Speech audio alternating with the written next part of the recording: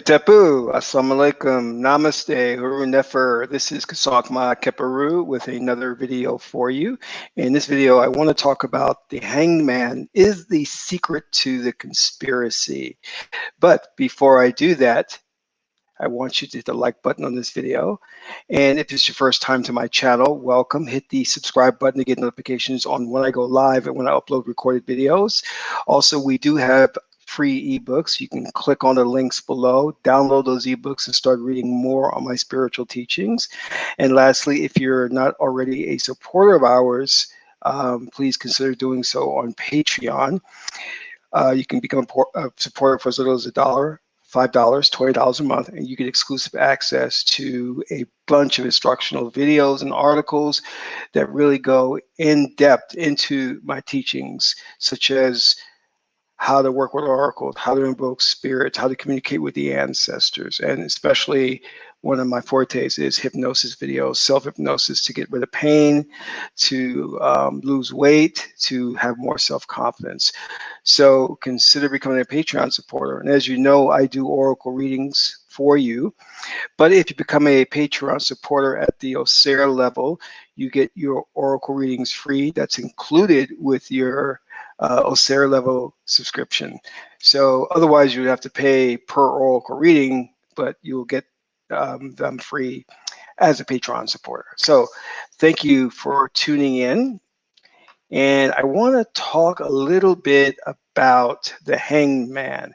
Now, the hangman comes out of the tarot deck. Specifically, I want to talk about is the Rider-Waite tarot deck, which has its occult background in European esoteric use primarily by those used by a lot of people, but was made its prominence used by Wiccans or witches to foretell the future. And it's really gotten a bad rap because it's been used by so-called fortune tellers to primarily focus on predicting a future outcome. And there's nothing wrong with that, but there's so much depth and breadth to the tarot that if you're using it for just those purposes, you're really missing out.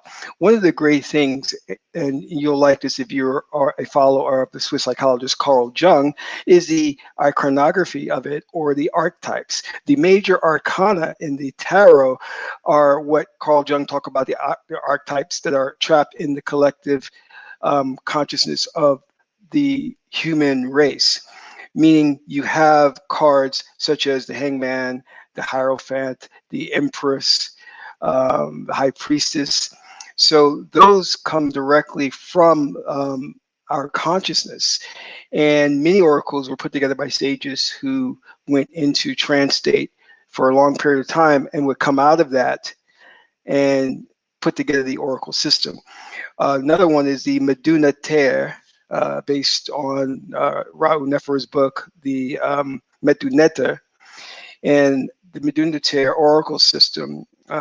He went to transfer for a good number of hours. I think it was like 12 hours or something, and he was able to come out of there and create the Meduna Ter, or what we call the Great Oracle of Tahuti. And obviously, when you're going into that deeper trance state, what you're accessing is the Akashic records, and you're pulling that information down, you're downloading it to bring it to the world. And in fact, one of the great oracles, the I-ching,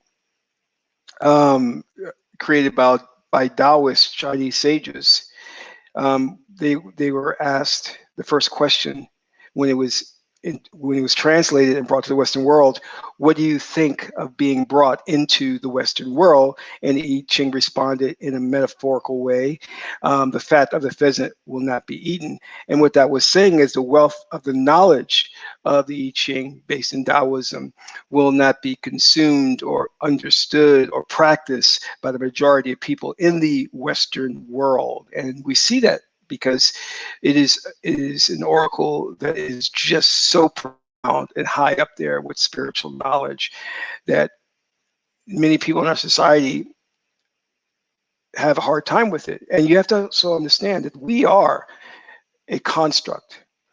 We are a product of social engineering. So the masses of the population have been dumbed down. And when we're going to just to set the stage here, when we're going to talk about the hangman, we have to also include with the hangman the tower, okay, because that's very important, and the fool card. So those three forming a triad are key and essential to understanding this conspiracy that we're confronted with. I'm going to talk about that because this is like really important.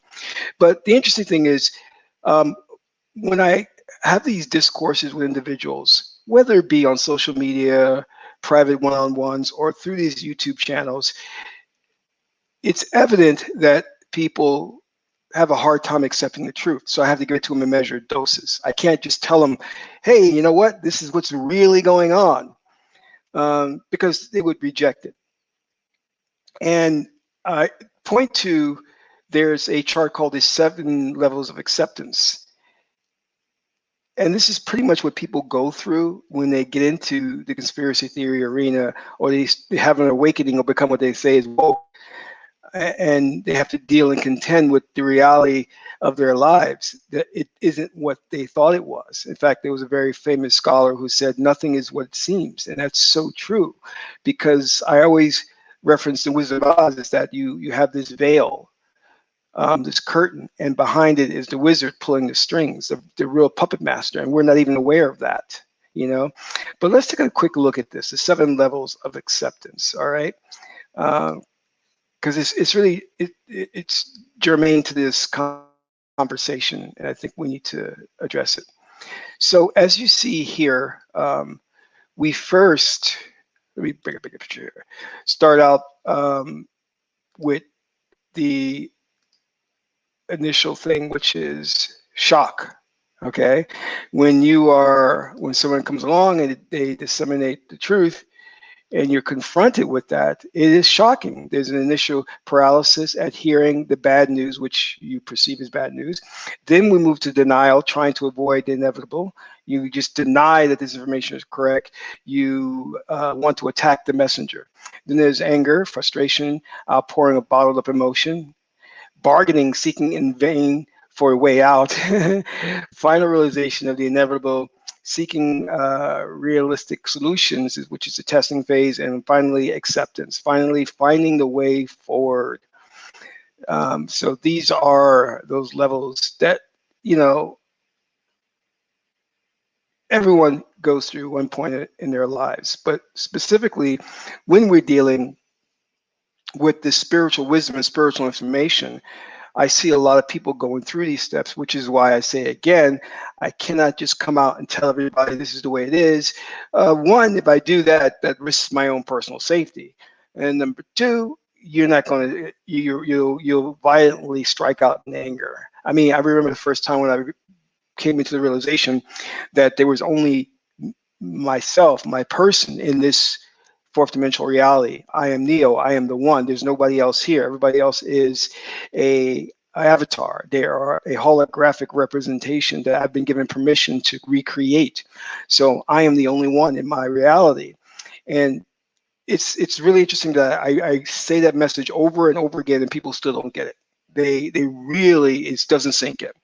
So I have to repeat it and repeat it and repeat it until finally the light bulb goes off. Hey, you know what, Kasank?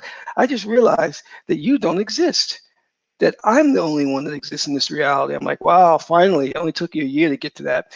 But when you have that understanding, then you get a little bit depressed, you know, and angry, because you realize there's no one here. I'm all alone, you know.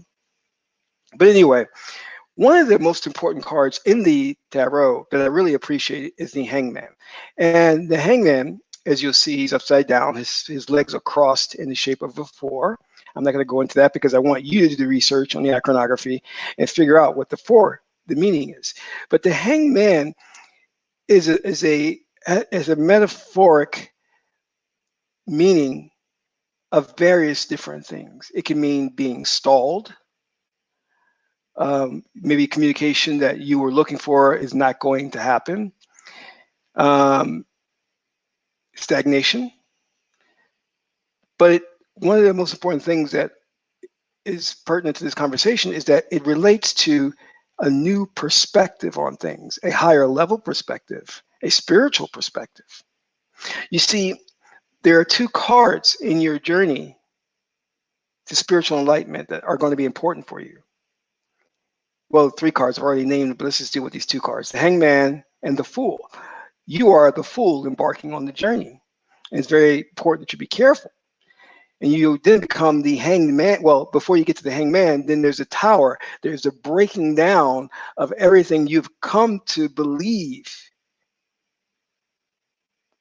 And you've learned something, or you've learned different.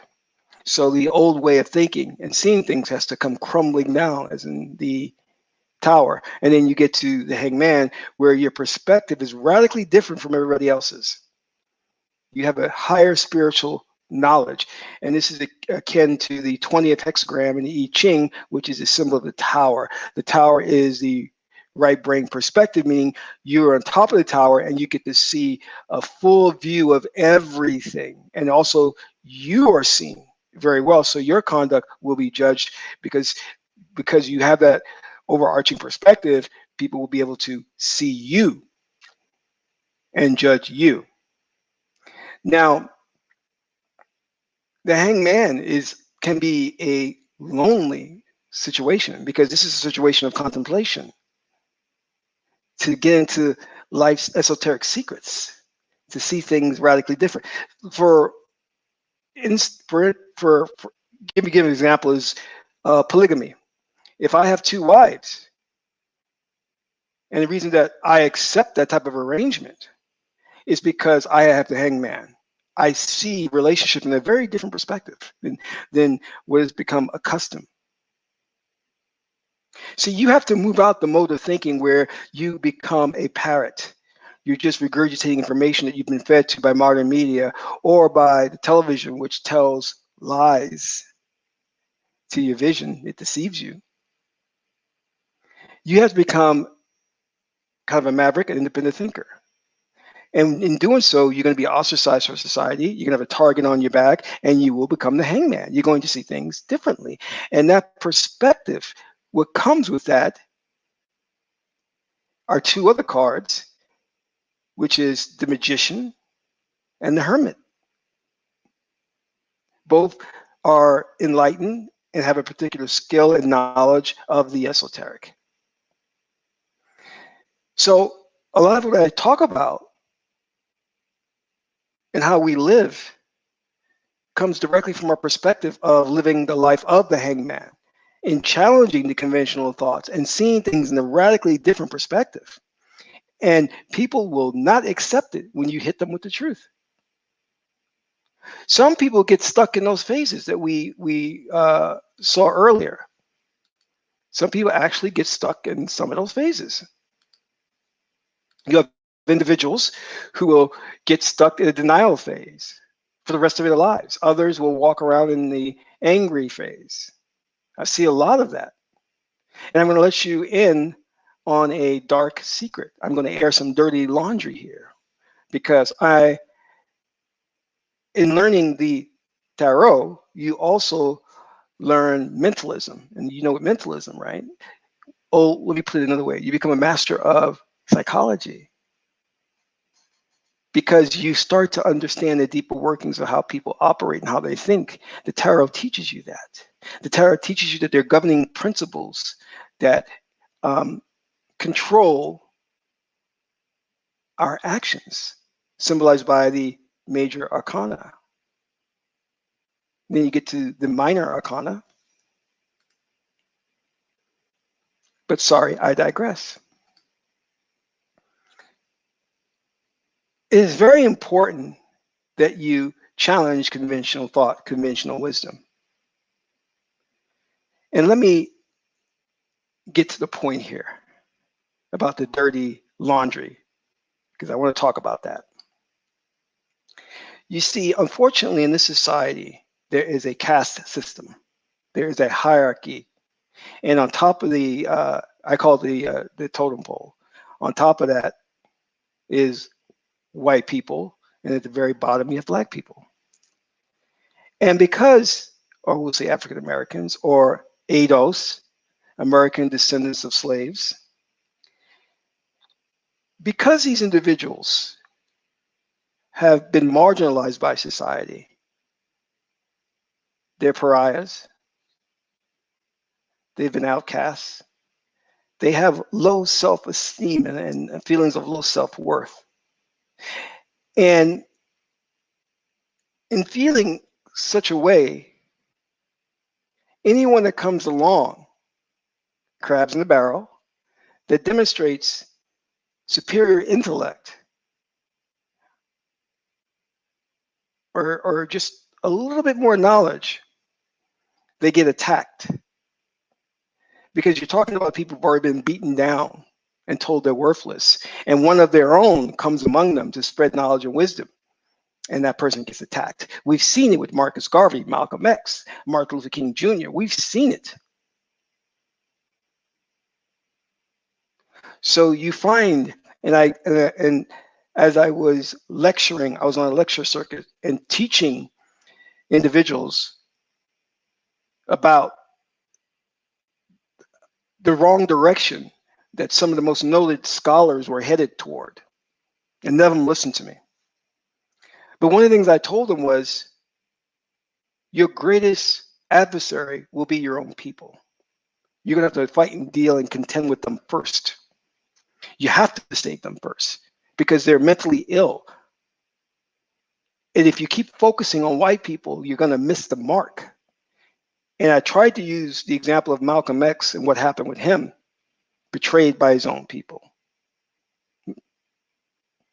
Marcus Garvey, very industrious, entrepreneurial man, came here, started multiple businesses, but was betrayed by his own organization members.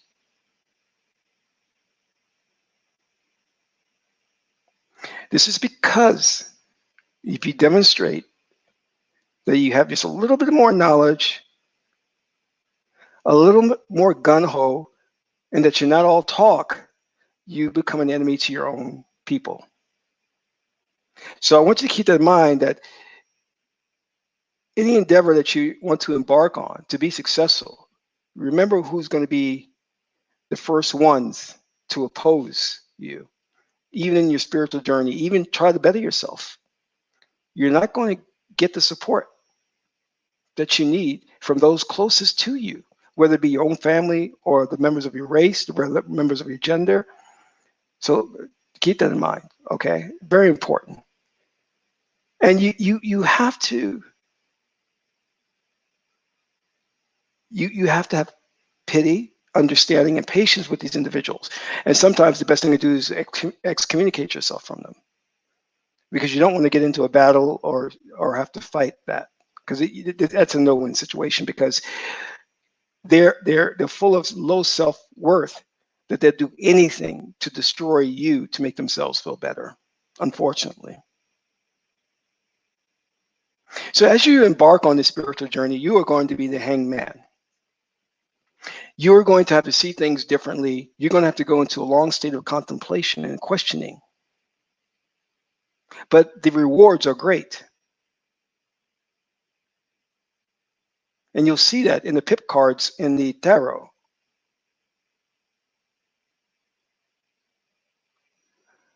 But this is not for those who do not have the Harukuti spirit, because you're going to have to go to war. You're going to have to go to battle. Now, let me say this. Again, I refer back to the great scholar who said that nothing of what you see is the way it really is. It's all an illusion. All right? So let me tell you this, so you fully understand something here, and why the hangman has the secret to the conspiracy. In order for you to understand and get to the heart of the matter of what's really going on in this reality, you're going to have to swallow that truth pill. Now, we have been led to believe, which are just deflection techniques, that the greatest mysteries of our modern time is there life in outer space? Is there really a God? What else is there? Yeah, I think those are really two. Oh, and the other one is there life after death? These are deflections, okay? Now, yes, those are very important questions, but let me tell you something. There is more going on than meets the eye. And sometimes what is not said is even more important than what is said. And the discussions that we don't have, that are of paramount importance, is who is behind the veil, who is behind the curtain. That is the most important question of the 21st century. And let me explain why it's important. And if you're a follower of David Icke, I don't buy into everything he says, but he has this point right. He says that the human eye cannot see all the spectrums of light. And he's absolutely correct that there are things that exist beyond your ability to see them, but they are there. So when I'm telling you this, we exist in a type of, don't get it twisted now, two-dimensional reality. Let me explain. There are two sides to this coin. I wonder if I can do that. It works out. I'm going to try and do it this way. Yeah, let me do it this way. You exist in this 4D realm. This is you, okay, in this 4D realm. Now,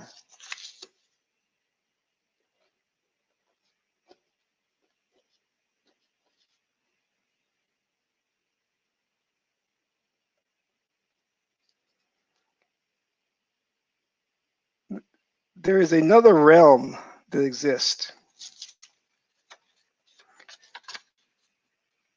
directly opposite of this realm, where other we can say beings, entities exist.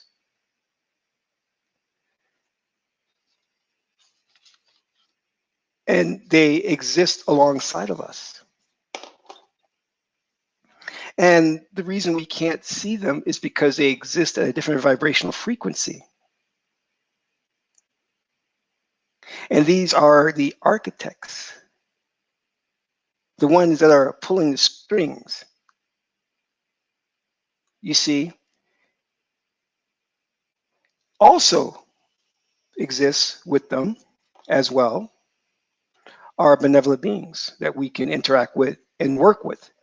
But the thing I want you to understand, that you have been sold a lie, meaning that this fourth dimensional reality has a mirror universe to it, has a mirror component to it, that if you were to look at this world in a different vibrational frequency, you could see behind the curtain and you would see who's behind that pulling the strings.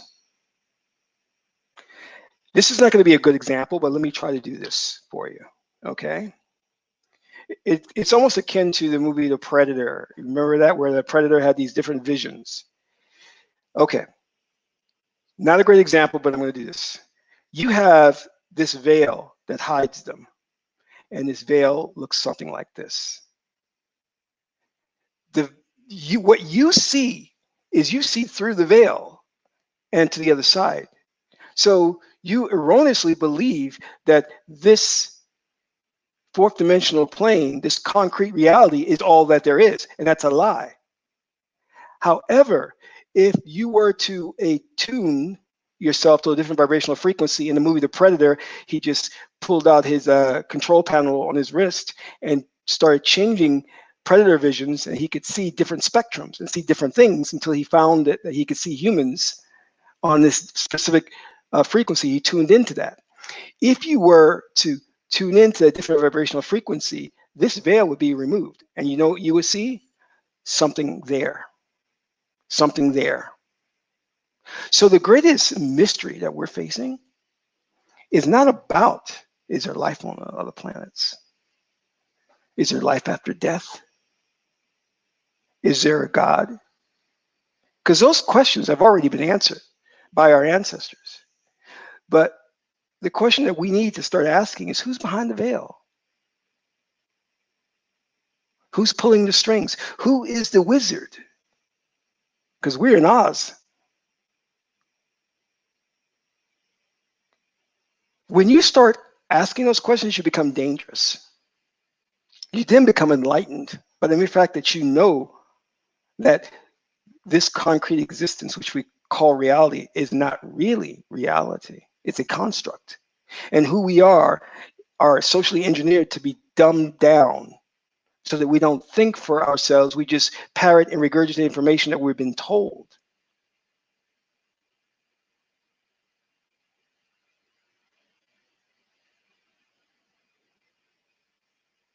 Next time you send your child to school and they're in science class, ask your child to say this. Is it true we have a very limited view of the spectrums of light? And of course they'll say yes. And then ask, within those other spectrums, what exists? Dead silence. It's the same thing with the Big Bang Theory. Oh, science has agreed that, the Big Bang was the impetus for the creation of our universe. But what preceded? What was before the Big Bang? The Big Bang? Silence. Now, when you look at the tarot cards, one of the best things that you can do is look at them and do not associate a meaning with them, because they're symbols, they're iconography. And as you would read the Metu Neter, the hieroglyphics in the temple walls in ancient Kemet or Egypt, do not assign a meaning or a perspective or an interpretation to it. So meditate on the card and allow the card to speak to you, because the card is nothing but a Rorschach test. Every person looking at it will gather a different meaning from it. Now, when I said, oh, they're beings, entity behind the veil, that's not necessarily true. But we know that there's something behind the veil pulling the strings. Your job is to figure out, well, what is behind the veil? Figure it out, meditate upon it, think about it. But there are two sides to this reality. There's the side that we exist in, and there's the side that something else exists in, that is directly controlling this reality. And of course, many people missed that from the movie The Matrix. That was the movie was all about. The Matrix was this construct, and outside of the Matrix were the puppet masters. But what the Matrix failed to address or deal with was the fact that we're dealing with vibrational frequencies here, that if you attune to the correct frequency, you'll be able to see what's on the other side. And I think in large part that the collective consciousness of the race, human race, has not addressed this issue because the truth is scary. It's very frightening to realize that everything that you have been told, that your very existence is a lie. That's a hard pill to swallow. Who wants to swallow that? In the movie The Matrix, they said, well, past a certain age, we don't take people out the Matrix because they can't handle it. And that's so true. Are you the hangman? Are you willing to take that different perspective and look on life and say, I want to pull back the curtain and see what's there? Don't let me tell you what's there. I'm just the messenger telling you the way it is. You do the research on your own. You figure it out. If you have an oracle system that you practice, do an oracle reading. The oracle will tell you what's there. As simple as that, you know? But don't take my word for it. Do your research. If you need to watch some more of David Icke's videos, go ahead. If you need to get certain books or read them or do your investigation, whatever it is, but I implore you to ask these questions. Stop buying into everything that you're being told. Because if you continue on the same path, you're just going to become the agent that upholds the status quo.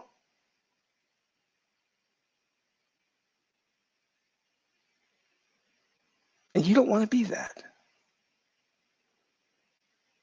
Because you are here because you made a pre-life agreement that you wanted to come into this existence at this moment in time to help transition the planet to a new vibratory frequency, one of higher consciousness. And the only way to do that is through the tower, breaking down of the old system. If you're a star child, some of you have come here to do just that, break down the old system. In the Chinese Bagua system, it's Kan, Kan, which is known as the destroyer, that which breaks things down so that they can be rebuilt.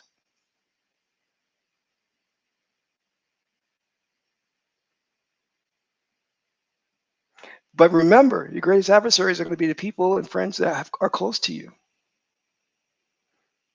When you start talking about different spectrums of light, something behind the veil, they're going to think you're loony.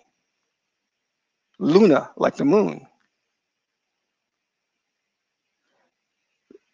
We used to have this term when I was in web development called early adopters. And that's what all of you are. You Magi's are early adopters, meaning something new comes along that's introduced in society that can be a value of society. There'll only be a small select few who will jump aboard it and utilize it right away, the early adopters.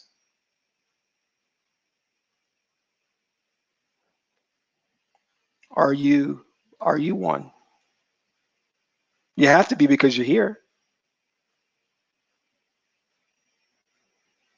And don't forget, it's not all gloom and doom, because once you get past the tower card, you have the magician waiting. You become a magi. You become master of the universe. See, let me explain this to you. Let me break this down. If you're really serious about getting down with the hangman, let me explain this to you, all right? Because you've been lied to so much, it's a shame.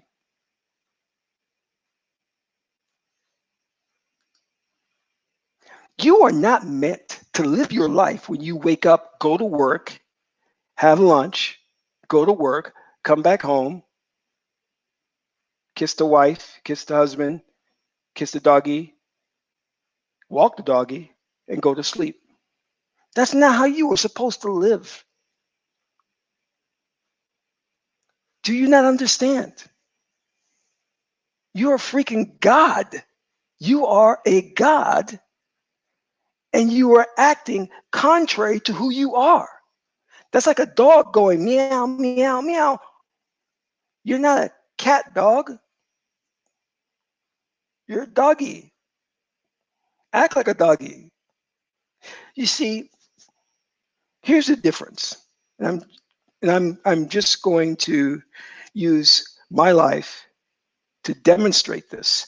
But this in no way means I'm better than you, because we're all cut from the same cloth. When I wake up in the morning, the first thing that goes through my mind is, what reality am I going to create for myself today? You are supposed to be able to create, or let's not say that word because you can't really create anything, to manifest the existence that you will. I'm going to say it again. You are supposed to manifest the life that you want on a day-to-day basis. What life will I manifest today? What type of day will I manifest today? What career, since I'm changing careers, will I manifest? What way of making more money will I manifest today? You are supposed to be able to manipulate reality so that it is in alignment with your will, not somebody else's will. But like I said, you are a dog and you think you're a cat and you're going around meowing. You are a God, but you think you're this limited human and that there is an outside world. You're screwed up. You're not supposed to work this way. And I'm going to give you another secret. Let me tell you another secret. Well, I won't reveal this secret. Maybe on Patreon. If you're a Patreon supporter, you'll get it. When they tell you, they don't know what the pyramids were for. Some will say, well, the pyramids were, it was a burial tomb. No, no, no, no. We know what the pyramids is for. I know what the pyramids is for. And it had a very, very important role, a very important role. You see, it's all this. It's just bullshit everywhere you turn. Well, we don't know how they built the pyramids because they left no record. Oh, yes, they did. But they have to keep the. See, what they have to do is they have to maintain the lie. And to do that, it's one lie on top of another lie on top of another lie. And you're just drinking the Kool-Aid. And every time it's a different flavor, but you're still drinking the damn Kool-Aid.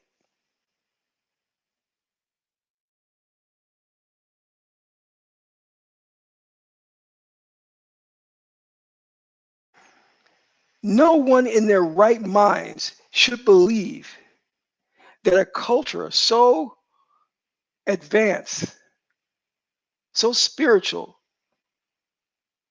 as the ancient Kamau people or Egyptians, that they would build the greatest monument ever just for a burial tomb. You've got to be stupid to believe that. No, let me put it this way. They're stupid for thinking we'll buy that.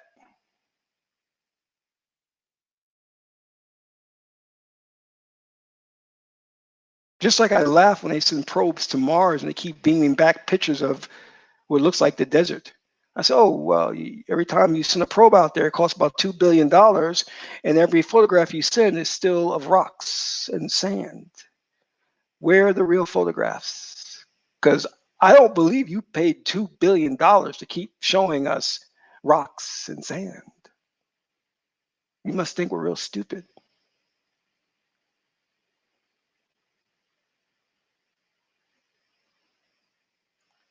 So important was the pyramid in ancient Kemet that it was duplicated in many ancient societies. When you go to China and you go to other civilizations, they have pyramids there. Why? Interesting. What, to bury their dead too? Do you know how much of an undertaking the Great Pyramid and the number and resources it took to build that? For what, a burial tomb? Are you insane? That's just, I'm sorry. The more I think about it, it's just laughable that they even put that out there. And I think most of the Egyptologists in the inner circle know it's just a deflection. It's just a lie. It's a propaganda. But the pyramids served a very, very important purpose. And it took me a long time to figure it out. It wasn't easy. But once you start the path of the hangman and you reveal one secret and you get to know a little bit more, then all the pieces of the puzzle form a bigger picture and you begin to understand everything. And then it starts to make more sense. And life is not as crazy.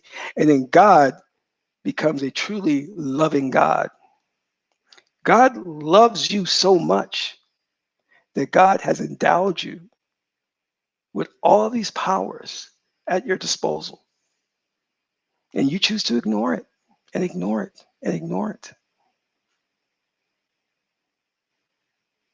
I said that behind the hangman is the tower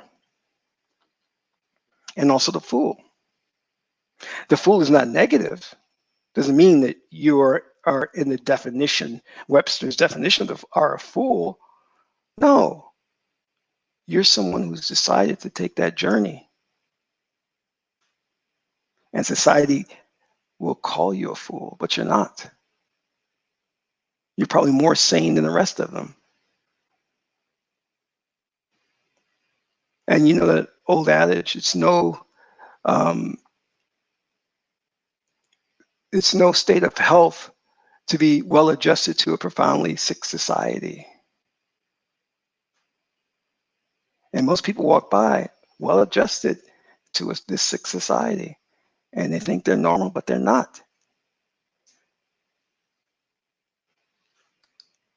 I want to thank you for tuning in. I know this is another late broadcast, but I wanted to get this out there.